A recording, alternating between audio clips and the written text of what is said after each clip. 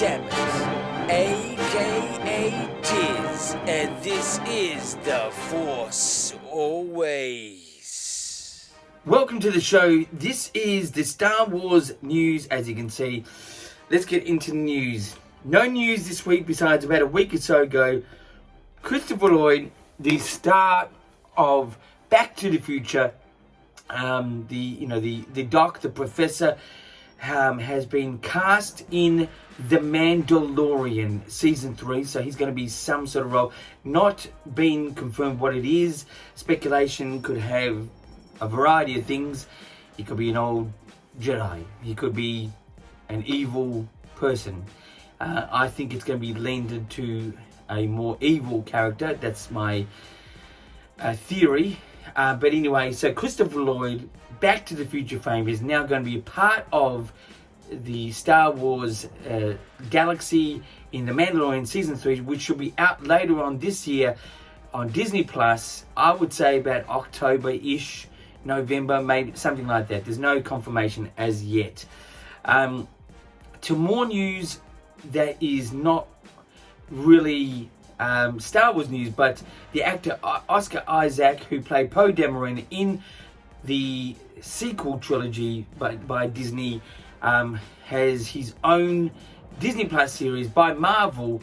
It's called the Moon Knight. It's character name Moon Knight. It's called Moon Knight, and it's on now. Giving you a review of that later on in the show. Anyway, so that's pretty much the news for this time around.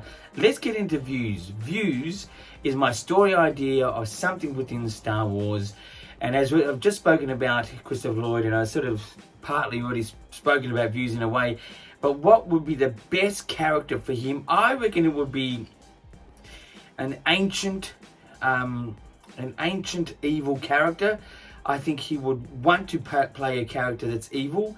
I think he would, he really to escape from the role from Back to the Future, the people who will recognize him, to give him that menacing feel. He'll definitely need to have a bit of, maybe a hood about him, or something like a hood on him, or something like that, to sort of distract us from, getting jarred watching the actual series. That's the Back to the Future guy, Christopher Lloyd. But I think the best story idea for him is an evil, ancient Lord. It doesn't have to be Sith, but something that's evil. I think he'll play that greatly. Anyway, so that's my story idea for this time around. Let's get into reviews. Reviews this time around is in anything that I have, but it's going to be actually on the Moon Knight series. I'm not going to watch this obsessively. Look, let's get straight off the bat. I think, I gave it about a 7.5 out of 10. It was definitely good. Oscar Isaac playing with an English accent was really good, flawless. I thought, anyway. I'm not English, but I'm Australian, which is sort of a connection if you go way back in history. But I think his accent was great. I think he really did, own the role. I just have a bit of an issue. Marvel creates great series, great movies with a connection to reality on here, planet Earth, sort of that real life look, and they do that well, and they galvanize with the fantasy element most of the time very good. This character is one of those characters that's a little bit cartoon-like looking for my liking. It's not that they've done it wrong. I think he looks, or she looks, the role, the Moon Knight character, but I just, I'm not really sold on the type of character that much. The actual first episode was great, 7.5 out of 10.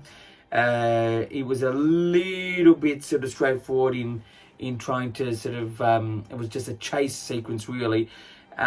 Nothing outstanding besides Oscar Isaac really carrying the role and the accent for me. It's a very good start to the series. I think I'll watch it, but I'm not going to give you continuous reviews on it. It's just sort of an opening sort of thing. Partly because Marvel and Star Wars has a connection, good versus bad, and Oscar Isaac, who played Poe Dameron in the sequel trilogy, is in it. Partly why I'm giving that review. But yeah, so that's my pretty much review on the Moon Knight series on Disney Plus right now. And don't forget, Disney Plus has got Obi-Wan Kenobi coming very, very soon.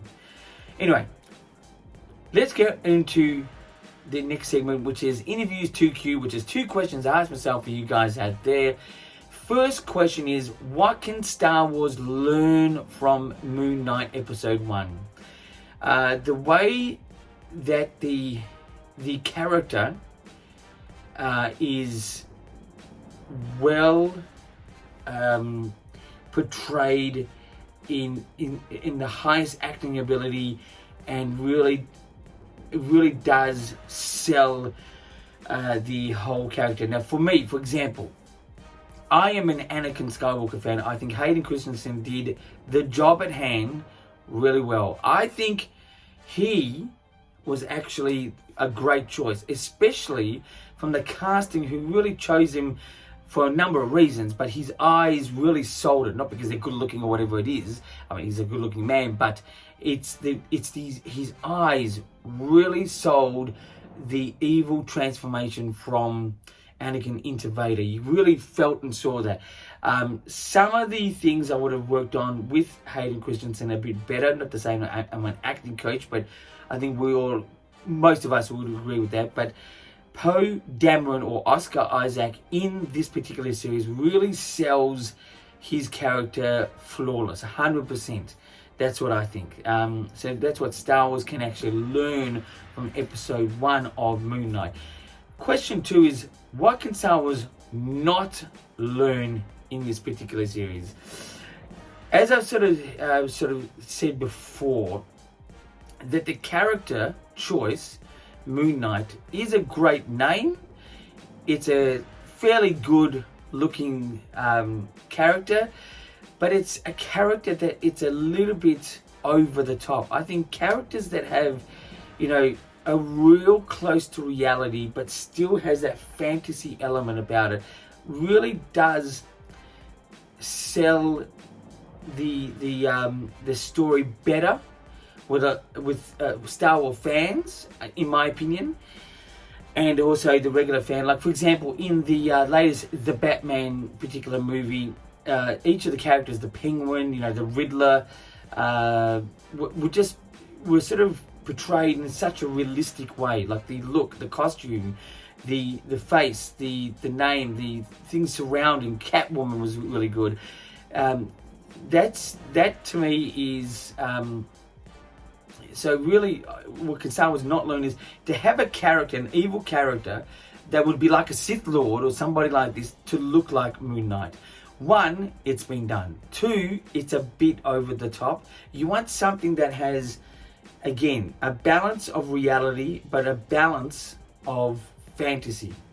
The best example in the sequel trilogy of a character that had great costumes, simple but effective, was actually Finn. I mean, besides, being a stormtrooper in the beginning, that's a costume, but his main sort of costume that we know of, with that leather jacket that he got from Poe Dameron, the character in Star Wars, it really had a great look. It had, a flawless, used look, like something like Indiana Jones.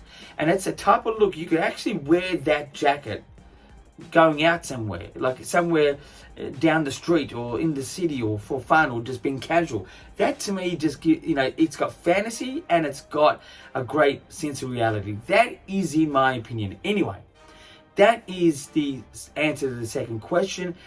I'm here weekly-ish here telling you the Star Wars news, views, reviews, and interviews. Please subscribe to the channel, The Force Always, available on YouTube in that weekly-ish sort of thing. I'm available on Instagram. My details are down, I think down there. Yes, they're down there. Plus Twitter. And until next time, my friends, keep rocking.